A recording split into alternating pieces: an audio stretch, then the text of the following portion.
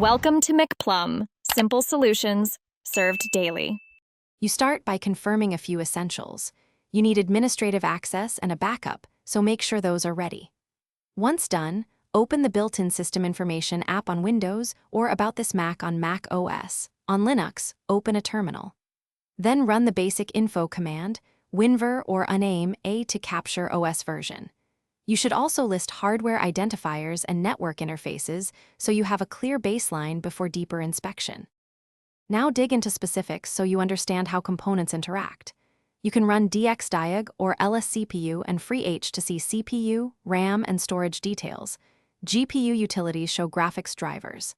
Next, enumerate drivers, services, and startup entries to spot unwanted items.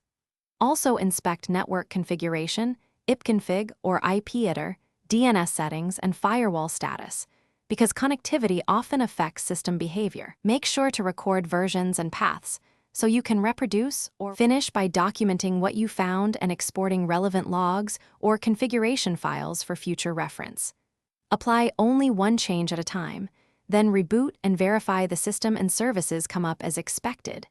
If something breaks, revert using your backup or snapshots and isolate the problematic change. As a troubleshooting tip, check event logs and safe mode startups first. Those give quick clues. Then reapply fixes incrementally.